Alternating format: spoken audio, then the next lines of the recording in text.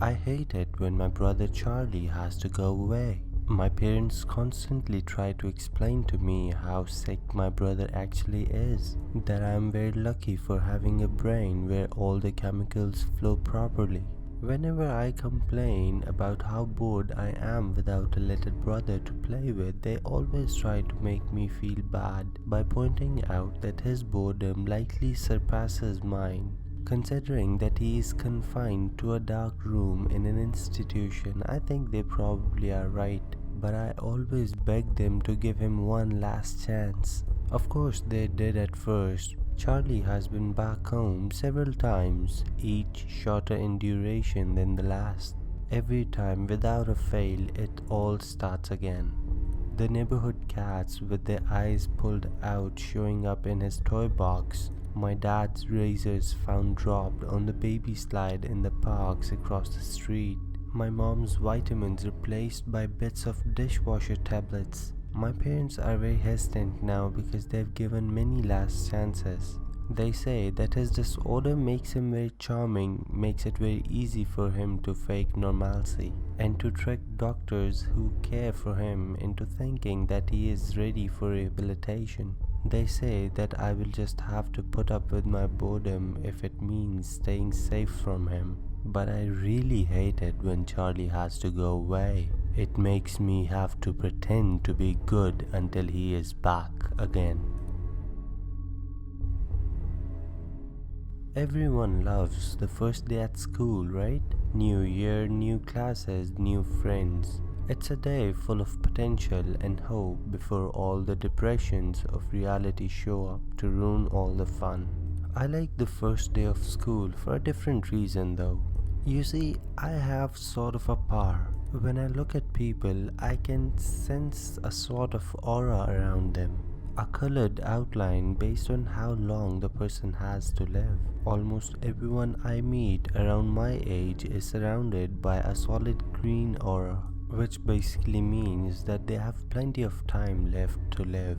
A fair amount of people that I meet have a yellow orangish tint in their auras, which tends to mean a car crash or some tragedy for them. Anything that makes people die before their time. The real fun begins when the auras venture into red end of the spectrum though. Every now and then I'll get to see someone who's basically a walking hotspot.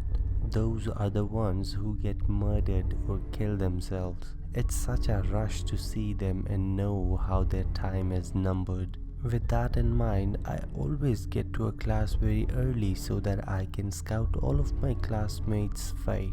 The first kid who walked in was basically a radiating red. I chuckled to myself, too damn bad for you, bro. But as people kept walking in, they all had the same intense glow in their auras. I finally caught a glimpse of my rose-tinted aura's reflection in the window, but I was too stunned to move. Then our lady professor with her messy hair walked into the room and immediately locked the door, as if she was in a hurry, and her aura was a sickening shade of green.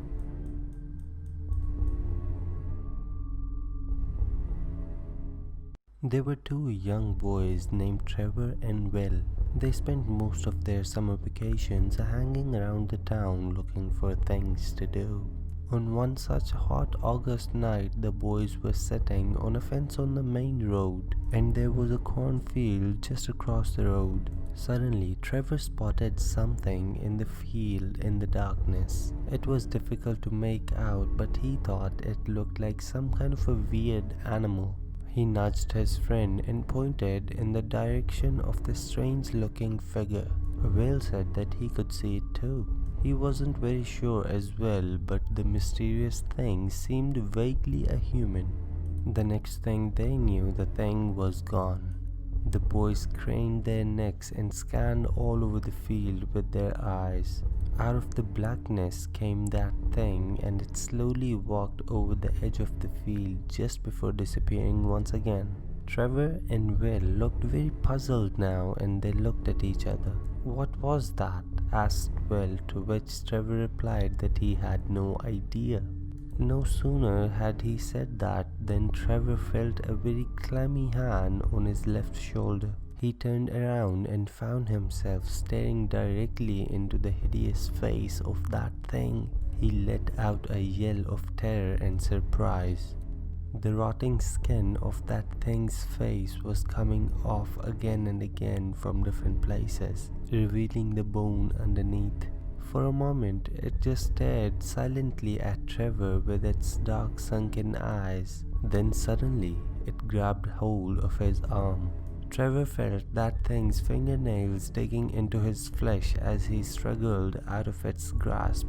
The two boys leaped off the fence and ran down the road, screaming in horror. They did not stop running until they reached their homes.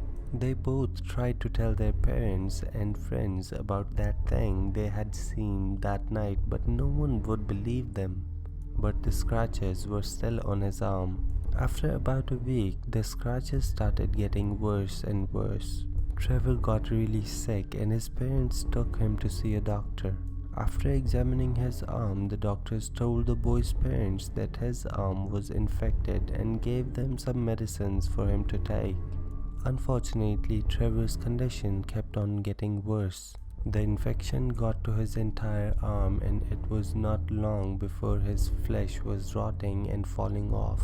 He was taken to the hospital, but no matter what the doctors did, no treatment seemed to work on him.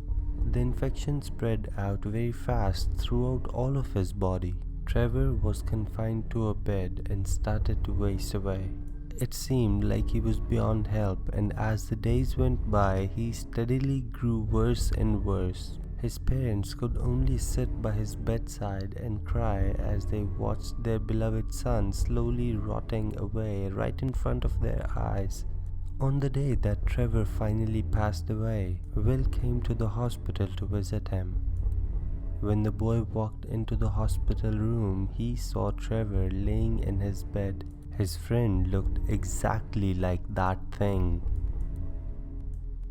So Horror Jam fans, if you enjoyed the video, kindly consider subscribing and press the bell icon so that you can get notified every time a story is uploaded.